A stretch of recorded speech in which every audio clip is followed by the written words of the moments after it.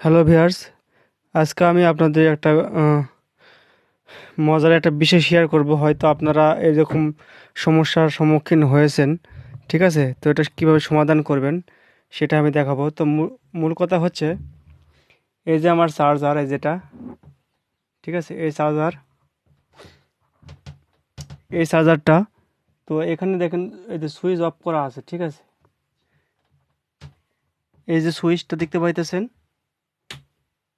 এই যে switch off, ঠিক আছে? এই যে দেখুন সুইচ অফ। তো অফ অবস্থায় আমার এই যে এই পিনে একটু, মানে এই যে হাত বলে না, হাত দিছি কিছু হয় না, কিন্তু আপনি যখন এই যে হাতের উপরের অংশ, তালুর উপরের অংশ যে চামড়া থাকে না, এটা যদি ঠেকাই তাহলে আপনাকে কিন্তু কারেন্ট শর্ট করবে, ঠিক আছে? তো আমি একটু আগে এটা ধরছিলাম, আমাকে প্রচণ্ডভাবে শর্ট করছে। তো এইভাবে হাত দিতেছি, কিন্তু আমি বুঝতে পারতেছি না, ঠিক আছে?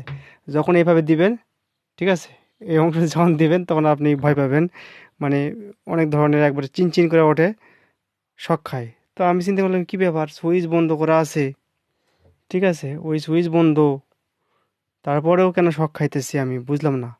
আর এখানে তো শক করার কারণ নাই কো, ঠিক আছে? সাধারণত চার্জারে শক করে না, আবার কিছু কিছু চার্জার শক করে।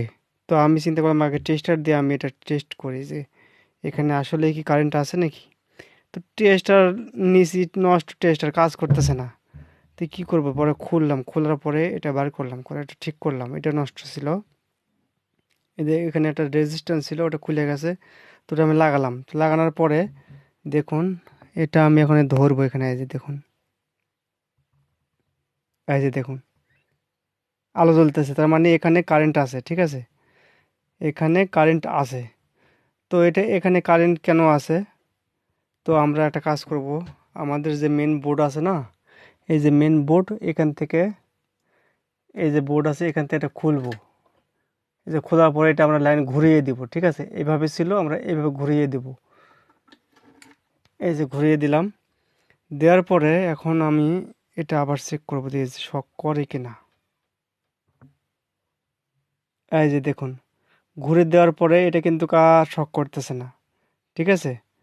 তো যাদের এই ধরনের সমস্যা, আর এই ধরনের সমস্যা বেশিরভাগ পিসিতে হয়, পিসি বা কম্পিউটারে হয়, তো তারা, আপনারা মেন জ্যাকটা একটু ঘুরিয়ে দিবেন, তাহলে হয়তো শক করবে না, ঠিক আছে?